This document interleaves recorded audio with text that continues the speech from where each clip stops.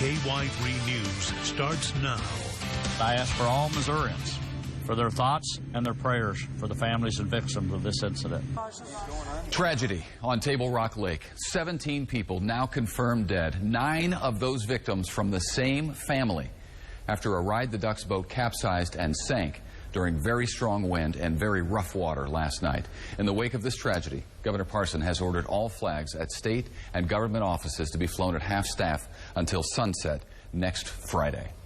Hi there, I'm Ethan Forhetz. First, on this Friday night, 17 lives lost when a duck boat capsized and sank to the bottom of Table Rock Lake, right there. It's a tragedy we've been watching unfold since last night when a strong storm blew in, and the severity of the situation there on this lake became apparent very, very quickly. Emily Wood is live tonight on the lake with more on the investigation into exactly what happened and how that's really just now getting started. Emily. Ethan, it's unimaginable for any of us as parents. 17 lives gone. The youngest, a 1-year-old baby. The oldest, a 70-year-old grandparent. Families here on vacation setting out on beautiful Table Rock Lake when the weather, as we know, took a terrible turn. The wind was coming from the northwest. Just across the lake from where that duck boat capsized, small business owner Rick Kettles watched the storm of a lifetime roll into Table Rock Lake. The waves were just crazy. They were, I'm guessing, somewhere, 5 to 7 feet high. It came in quickly, too. The resort owner managing to get his guests, many of them out on rented boats at the time, back to dock. When I seen the cell that was coming in on my radar on my phone, we began to call our resort guests and tell them to get in. We called all our rental boat people and told them to get in so everybody would get in safe. The boat, loaded with 31 people, the majority tourists from outside the area, capsized, sinking to the bottom of Table Rock Lake. The 911 call for help coming in at 7:09, 10 minutes after the gust front hit at 6:59, and more than 30 minutes after the storm warning was issued at 6:32. The conditions that were evident in some of the videos that I saw appeared to be pretty significant, and obviously we'll make an assessment of what those conditions were, part of the investigation. The U.S. Coast Guard and the NTSB on scene today, along with local and state law enforcement. It took dive teams until midday Friday to recover the 17 victims, as the boat remains submerged just a couple hundred yards from shore. It's really hard for me as a Coast Guard licensed captain to really understand why they was out there. I mean, it's really, you and I talked earlier, and I have small kids. I can't imagine being on that boat trying to figure out what to do, and I don't understand why they were out there. So hard for any of us to wrap our minds around this tonight, but I can tell you the Coast Guard captain who's leading the investigation here on Table Rock Lake tells me it's too early right now for him to determine just how long they may be out here. He said recovery efforts of the boat may begin on Monday. That boat remains capsized some 80 feet underwater. Reporting live at Table Rock Lake, I'm Emily Wood. Back to you. Such a tragedy, such a tragedy. Much more on that duck boat disaster coming up in just a moment. But first, a severe thunderstorm warning in effect right now, again tonight. Meteorologist Abby Dyer's in the Storm Team Center watching that. Yeah, Ethan, once again, we're dealing with some strong to severe storms. A severe thunderstorm warning over here in Shannon County. It lasts until 5:30 for this powerful storm over in the far eastern portion of our viewing area. It has some heavy rain associated with it. Of course, frequent thunder and lightning here. Hail, the biggest concern as this line marches to the east, and it is going to be moving through Wynota. Birch Tree, you just saw the worst of it come through, but you may not be done for the rest of the day. That storm is going to continue to push off to the southeast. We also have a watch. This is also new to the newsroom. Severe thunderstorm watch now out until 10 p.m. for those far eastern counties. Everybody there that you see highlighted in that pink color, you are under a severe thunderstorm watch through the rest of the evening. Have a way to get your watches and warnings if you have any plans on this Friday evening. The other headline in the weather department today is the heat. We have heat advisories, we have excessive heat warnings, and current temperatures are in the upper 90s. It's 96 right now in Springfield, 98 in Rogers. We did not quite make it to that triple-digit heat. That's not a bad thing. We do still have heat advisories and excessive heat warnings until 9 p.m. I'll be back in just just a couple of minutes, I'm going to talk about the threat for severe weather for the rest of the evening, and we'll also walk you through Futurecast and give you a peek of that weekend forecast. All right, Abby, we'll see you soon. Now back to the disaster on Table Rock Lake involving a duck boat, and a closer look at the design, the unique design of these duck boats. You see it here. Duck boats, of course, amphibious vehicles. They function both on land and in the water, and they trace their roots back to World War II.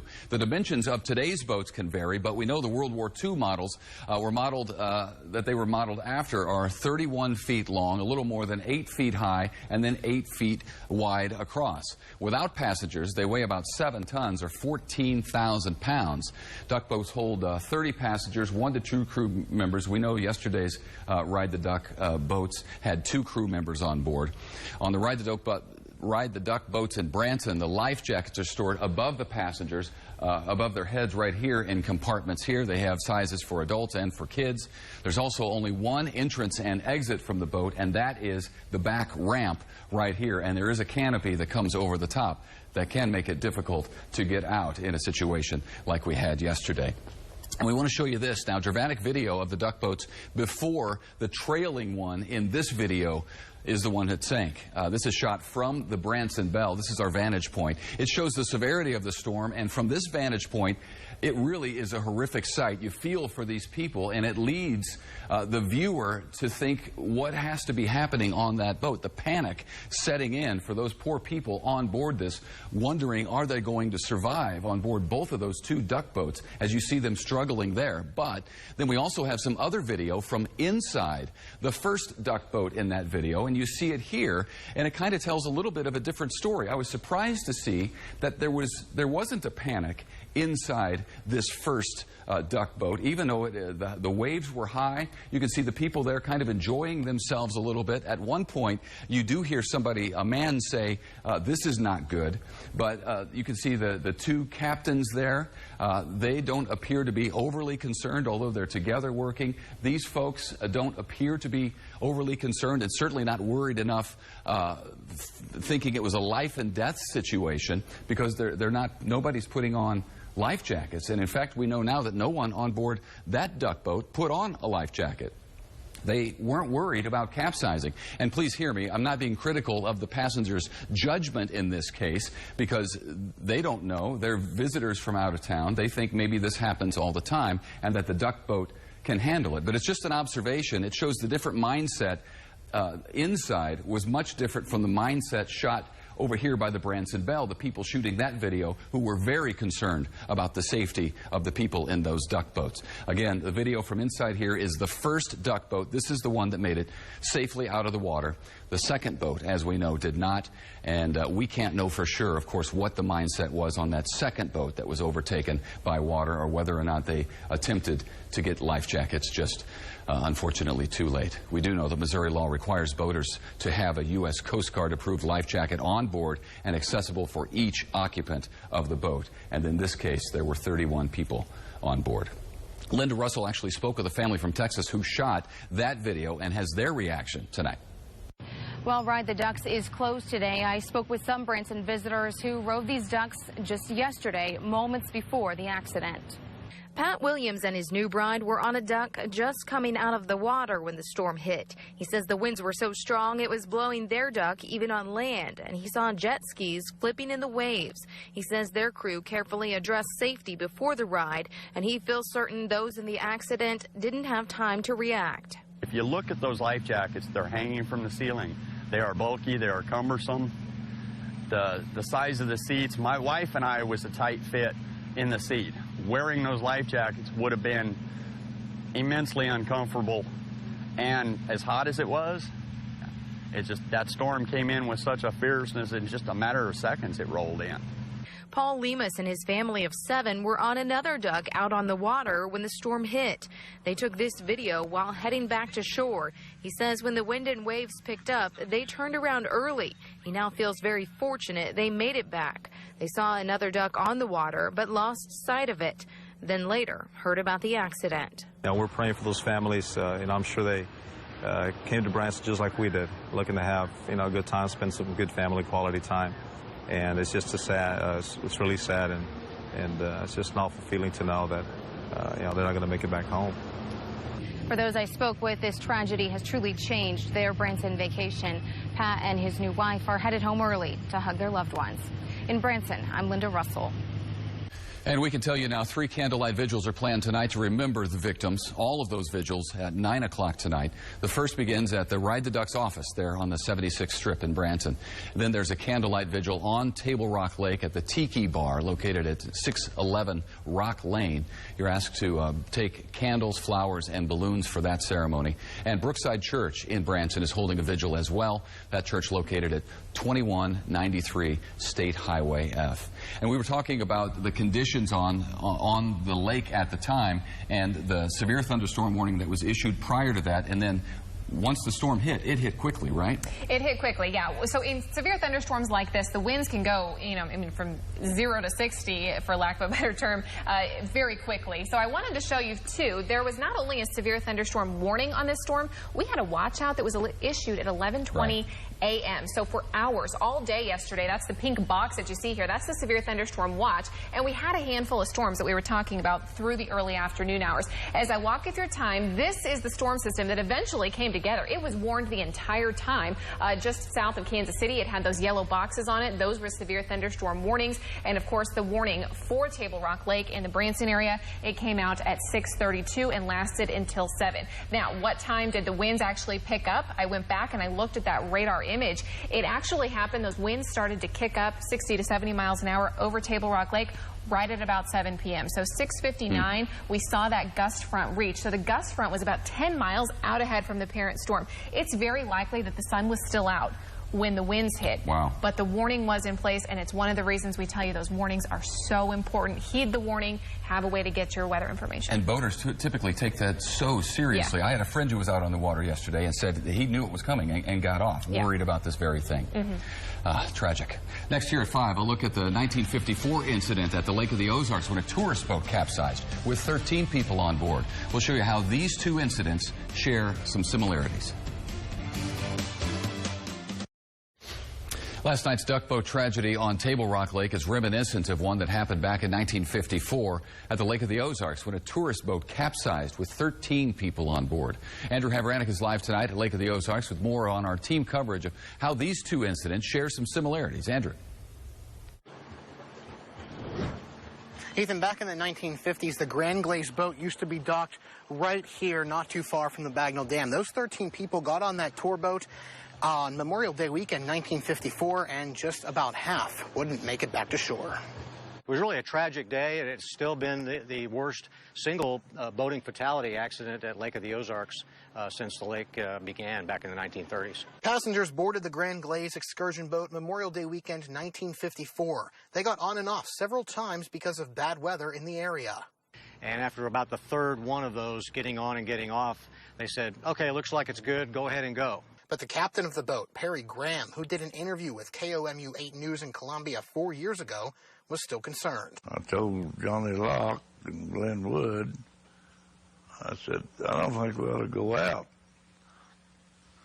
And they said, oh, yeah, it'll be all right. So I took it out. Those concerns he had became reality. Historians say high winds came and hit the Lake of the Ozarks just 4 miles into that tour. It looked like a tornado coming right down the lake at him.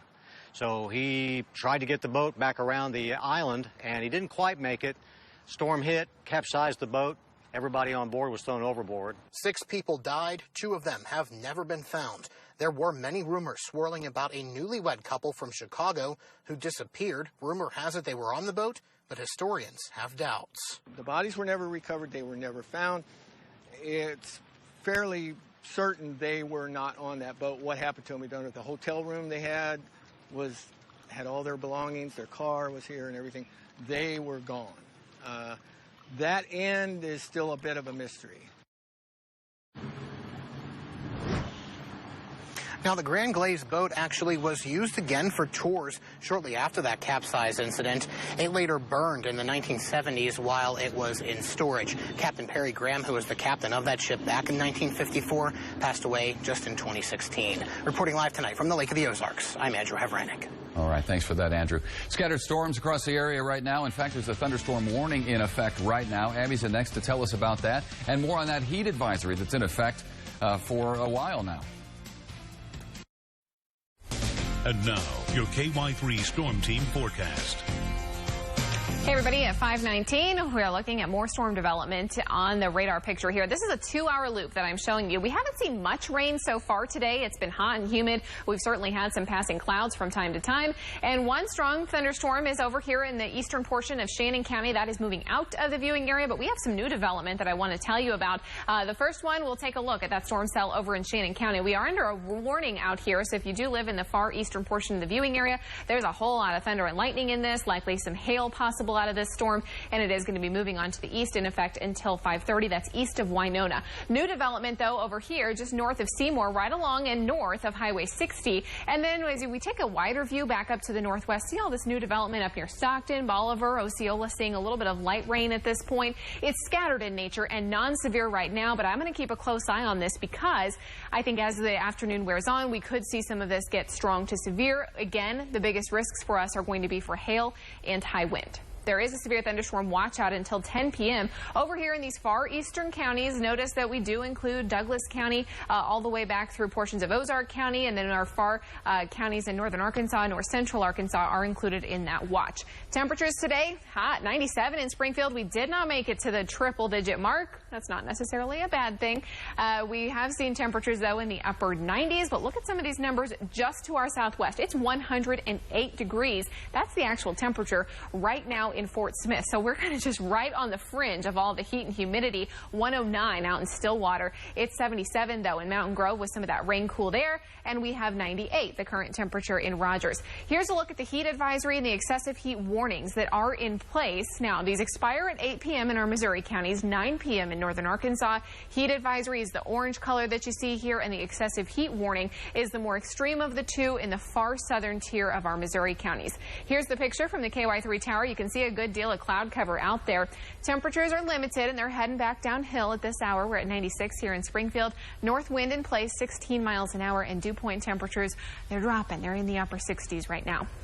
Here's a look at the next 12 hours. Numbers will be falling back into the 70s eventually tonight, and the weekend is actually shaping up to be quite nice. We just have to get through this round of strong to severe storms early this afternoon and this evening. Here's a look at Futurecast. At 7 p.m., we could still see some stray thunderstorm activity in the area. Some of it could be very strong. By 8, 9 o'clock, we'll start to see some of that moving along the Missouri and Arkansas state line, and it's very late tonight. I think even after midnight that we could see some of the strong storms push even further to the south.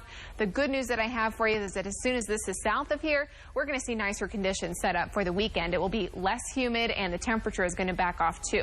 Heat index values, they're going to be in the 90s as we head into Saturday. I expect actual temperatures, though, we're going to cut almost 10 degrees off the afternoon high temperature from today. I'm expecting highs to be in somewhere in the low 90s, and they're going to stay there for the next stretch of days. So tonight, we're in the low to mid 70s. I have a better chance for rain and storms after dark if you're in our southern counties. Temperatures tomorrow making their way into the lower 90s. I have that opportunity for some scattered storms still in the forecast as we head into the evening hours.